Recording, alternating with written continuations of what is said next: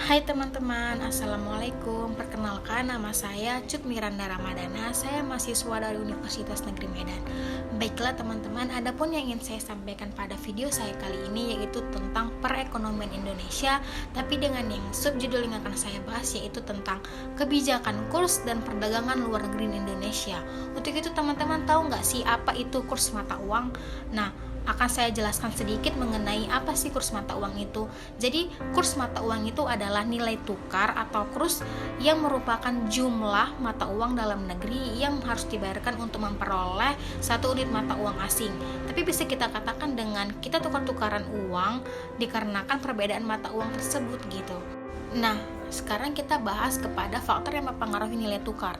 Nah, jadi yang mempengaruhi nilai tukar itu ada 3. Yang pertama yaitu pembayaran import, dan yang kedua faktor aliran modal, yang ketiga ada kegiatan spekulasi. Lalu bagaimana sih bentuk sistem nilai tukar tersebut gitu kan? Nah, bentuk dari sistem nilai tukar tersebut adalah yang pertama yaitu fixed exchange rate system, dan yang kedua ada floating exchange rate system. Yang mana yang pada floating exchange rate system ini yaitu terbagi atas sistem nilai tukar tetap, dan yang kedua sistem Wiederband, yang ketiga sistem mengambang, dan yang keempat ada sistem Krewing Peg, dan yang kelima ada sistem Edu-Stable Peg. Nah, terkait materi yang akan saya bahas tadi yaitu tentang kebijakan kurs dan perdagangan luar negeri Indonesia. Untuk itu pasti teman-teman semua bertanya-tanya gitu kan, kurs dan perdagangan luar negeri itu berhubungan nggak sih gitu kan? Nah, baik, akan saya jelaskan sedikit yaitu tentang 3 rendahnya nilai mata uang negara, salah satunya tergantung pada perdagangan luar negeri Indonesia. Mengapa? Karena ketika negara Indonesia banyak mengekspor barang ke luar negeri, maka tingkat permintaan mata uang negara Indonesia akan meningkat dan akan meningkatkan devisa negara. Begitupun sebaliknya gitu kan teman-teman, ketika negara Indonesia banyak mengimpor barang luar negeri masuk ke Indonesia, maka tingkat permintaan dan mata uang negara lain akan meningkat dan berakibat pada penurunan devisa negara di Indonesia gitu. Nah, kemudian kita masuk kepada kebijakan kurs perdagangan luar negeri Indonesia. Jadi saat awal kemerdekaan Indonesia tercatat menggunakan sistem kurs tetap. Dalam penerapan kurs tetap ini, sebuah negara harus memiliki cadangan devisa terkontrol, tetapi sebagai negara baru, Indonesia hanya memiliki sedikit cadangan devisa. Keadaan diperburuk saat bergulirnya agresi militer Belanda kedua.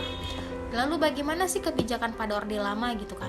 Jadi waktu kebijakan pada Orde Lama itu adalah banyak mencetak ori yang pada tanggal 7 Maret tahun 1046 itu mendevaluasi mata uang, kemudian pada tahun 1950 menarik uang ori diganti dengan RIS. Lalu kebijakan mengambang pada tanggal 20 Juni 1957, pengekspor perkebunan terbesar gitu kan. Nah, lalu pada masa Orde Baru gimana gitu kan? Jadi sistem itu mengambang terkendali gitu. Kenapa? Pada masa pemimpinan Soeharto, rencana pembangunan 5 tahun Repelita itu dibentuk untuk memfokuskan kerja pemerintah termasuk ekonomi di zaman itu pro asing gitu kan. Tapi sayangnya inflasi di Indonesia yang masih cukup tinggi tidak sebanding dengan mata uang dagangnya. Akhirnya nilai tukar rupiah menjadi sangat tinggi terhadap dolar Amerika Serikat, dan tidak ada negara yang mau bermitra dengan kondisinya demikian gitu. Maka diterapkanlah sistem mengambang terkendali yang membuat pemerintah turun tangan jika nilai tukar rupiah bergerak melebihi batas atas dan batas bawah.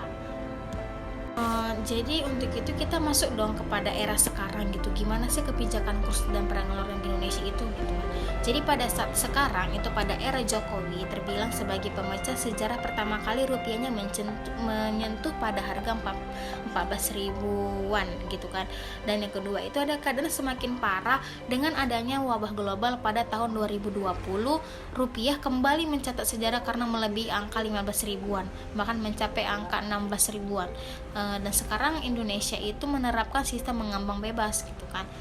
Nah, untuk itu teman-teman semua, kesimpulan dari yang akan saya bahas tadi itu tentang kebijakan kurs dan perdagangan luar negeri Indonesia itu, saya akan mengangkat kesimpulannya bahwa apabila nilai rupiah turun terhadap dolar, maka menyebabkan harga-harga barang meningkat atau inflasi. Inflasi yang terjadi dapat menyebabkan pelaku ekspor di Indonesia mengurangi produksinya.